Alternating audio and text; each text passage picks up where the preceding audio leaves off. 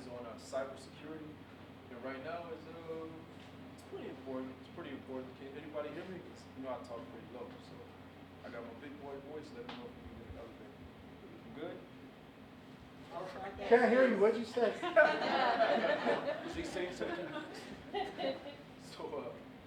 So basically, it's going to cover cybersecurity. We're going to go over what is cybersecurity, the purpose of cybersecurity training, what's privacy, what makes information sensitive, all the people that are at risk, and the leading cybersecurity threats, and safe computing at work, and also using your mobile devices safely. Slide. So the 90-10 rule. Keep in mind the 90-10 rule. So 10% of security safeguards are technical. The other 90% relies purely on the user. So, for example, you can have the best alarm system in the world at your house, but if you don't turn it on, or you don't show your kids how to use it, it's useless. So the 90-10 rule is, 90% of it is you, the other 10% is the actual equipment, how you use it. Next slide. Let me see. So what is cybersecurity? Cybersecurity, the goal is to protect information and information systems. Cybersecurity is protection of information systems against unauthorized access to or modification of information, whether it's storage, processing, transit. Basically, is protecting your information. Next slide. So what makes information sensitive? So we all know about HIPAA. That's the number one thing that we deal with here on a daily basis. HIPAA, personal information, so security numbers, date of birth, addresses, kids' information, you name it. And then there's the financial information. Sometimes we get faxes, and they have VA award letters. They have everything, divorce decrees, the whole 9 yards. So if any of that documentation gets out, it could be catastrophic for the person. Even if it's not catastrophic for the person, they can still blame us and say, oh, I got identity theft because you guys had all my information. Such and such lost it. I saw it, it was just on their desk. So remember, like I said, just to keep that information locked down, try to keep it as confidential as possible. Basically, that's it. Next slide. So cybersecurity threats. So there's tons of cybersecurity threats, and the people that make these things, they just get better over time, and they make like a new one every day. 3 a week is crazy. So governments are at risk. Everybody's at risk. Kids on YouTube, everybody's at risk. So there's really no way to stop it. The best thing we can do is try to prevent it. So of course there's viruses, there's worms, Trojan horses. The number one is social engineering. People just talking to you and just gathering information. Oh, where do you work? What do you do? It could be an email. You may not send out something that you think is pertinent, but once they put that information with, what Garfield told them and what Mike Austin told them and what such and such told them, they have everything they need to do, whatever they need to do. So rootkits, botnets, zombies, these are things that'll just take over your computer. They'll take screenshots, send it back, they'll shoot emails. Have you ever gone on a website and, like a little lady pops up with a little chat box and she says, how may I help you? And you type in like, I need help paying my bill. She's like, oh great, I can help you pay your bill. So that's a bot. That's not even a real person. There's no lady working in China or anything like that. That's a bot. So it reads your questions, it knows how to answer your questions. It can shoot you, it can have a whole email conversation with you. Even in some jobs, people use bots to actually do their work. So if your client comes in and he says, hey, have you checked on that job for me?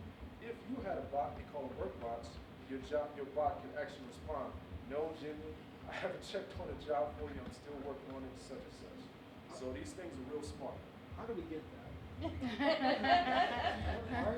want to know how to get a bot. It comes in I'll like link to it. I'll shoot you some information on it. But of course, we got to get it through. More personal. Yeah. Come on. Wait, what's the Trojan horse? So a Trojan horse. So the story Helen of Troy. Yeah. So they couldn't win the war, so they sent them a gift of the Trojan horse. And it was like, oh, you guys beat us because you beat us in the war. We're gonna give you this freaking Trojan horse. And it was like, oh yeah, bring it to the city. They had a big festival, and basically the Trojan horse was full of warriors that killed everybody in their drum. So it may come across, it's not gonna look like something bad. It may be like, you just want a trip to Hawaii. Respond right now. As soon as you click that button, it's like ants. They just everywhere. Your computer's just doing whatever it wants to do, and you know it's crazy. So just be careful with those things. Next slide. So phishing is a fake email. So it looks like this. You just got an email from eBay. It says, hey, your package is on the way. Just click here to check, you know, if it's at your house or not, blah, blah, blah. So you go in there, you click, and like I said, it's like 100 freaking answers come out. They take over your computer, they your email, you know, your login, your password, whole 9 yards, and then it just shoots that information back over to somebody, I don't know, in Russia somewhere. You know what I mean? And they get your credit card information, they go crazy. Questions? I got one thing, I use PayPal, and I get emails saying, hey, purchase been made on this, whatever. I don't answer, I don't click on nothing, I call PayPal. I guess PayPal's been having a lot to do, Yep. and if it doesn't have your name on it, don't just delete it. Yeah. So I'm listening. If it doesn't have your name, Yeah, if it doesn't have your name on it, delete it. that's One just PayPal a lot. one way that you can tell if this is a fake email or not, look at the from line, because it makes it like, you know, it's PayPal.com. So this one might say www.xyz.paypal/fromme.com. So that's one way to identify a lot of these fake emails. You really have to look at where it's coming from. So next slide on that. I actually had a real life situation where Eleanor was on vacation, and I got an email, and it showed from Eleanor Reiner's, but I noticed that it was from a different email. It was Eleanor Reiner's something else, and she was basically asking me to forward her like some funds and stuff. And when I called her just to verify, she says, no, that's not me. I'm glad you called me. But yeah, so basically they were asking me to send them some funds. I don't know how they figured out she was on vacation, but they sent me an email asking for money. Exactly, and that's, you know, that's what these people do. They do these things all day long, 24/7. They have bots that do them, and they gonna get a sucker. You know, all they need to get 1 or 2 a day, and they made enough money for the day, and it's okay. And that's pretty much how it works. So they'll social engineer and find out who works at this company. So all they need is your first and last name. And if they're smart enough, they're just gonna throw a dot at the in between your first and last name, put the website, nmvic.org, and start blasting everything out. So that's why you need to be careful with the spam. The other thing that you need to be careful about, we worry about, are the fake websites. So how many here bank with Bank of America? Or I don't know, who's your bank? You go on online bank? Okay.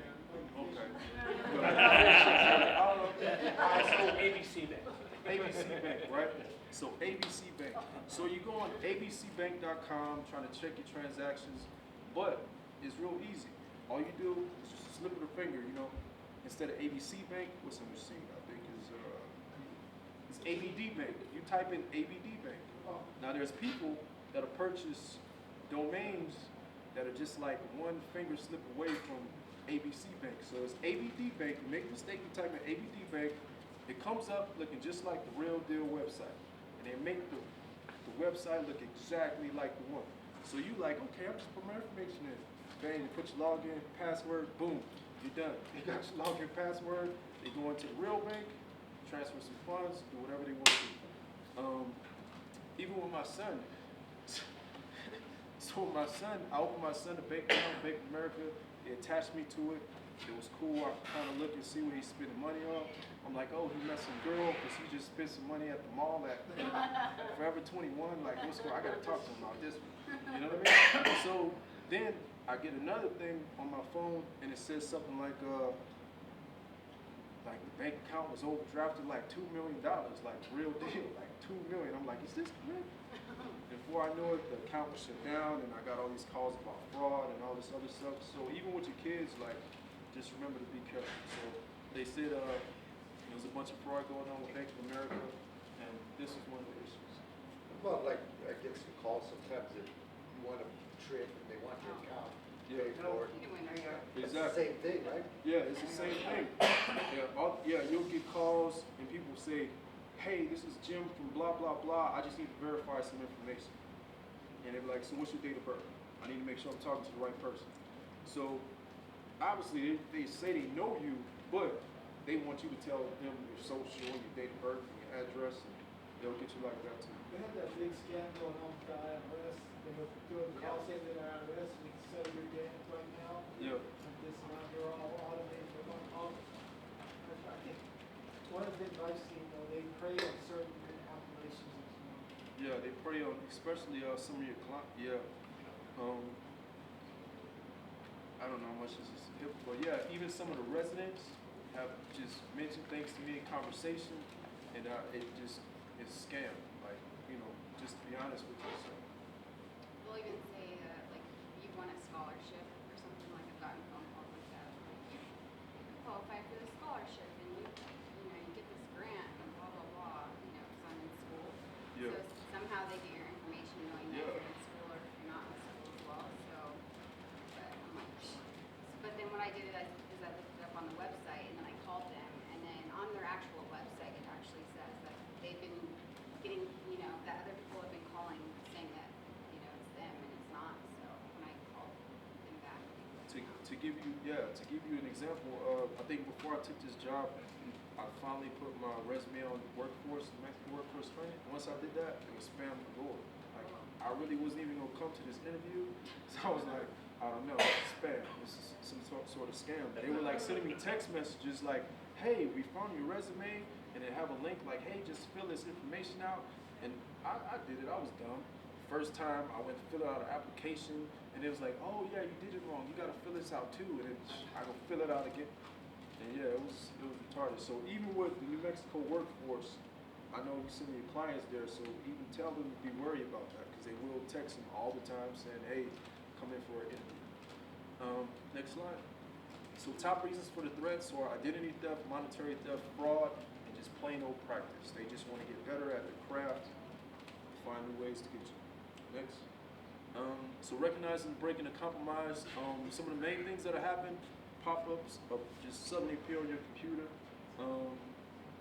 Does your computer play just noise at home? Just random times of the day? It just plays like a piece of a Brian McKnight song or Stevie Ray Vaughan? Yeah, just out of nowhere. That's definitely a sign of you have a virus. Or your computer just starts dragging. It's just real slow. Click on Google, and Google never comes up, or something crazy like that. Those are all signs that you have a virus. Next slide. Who did they report that to, David? So if that were to happen, help desk. Go straight to the help desk. Hey, my computer's acting weird. You might not want to implicate yourself and say I might have a virus, but you might be like, can you check out my computer? It's acting weird. And if you feel more comfortable saying that, that works. Next slide. Also spyware symptoms, changes to your browser homepage, start page.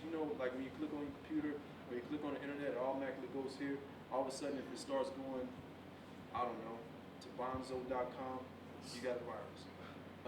Excessive pop-up windows, new icons. That's another thing they do. They start just downloading and installing all sorts of different software to your computer. And of course, bad or slow system performance. Next slide. So safe and secure user practices. So make sure that you're always locking up the computers. If you have laptops, make sure that you're logging off the laptops. And anywhere you are, just make sure that you log completely off the network. Because one thing, if you are logged into the network and you do become compromised, like with the worms and the Trojan horses, like they just follow the wire trace, trying to just break into the network. Once they do that, it's game over and everybody's down. And don't think that we are not, that we aren't susceptible to attack, because the government gets hit all the time and they have all the software and So use your email safely if it looks suspicious, if it looks fishy, if the from address looks weird,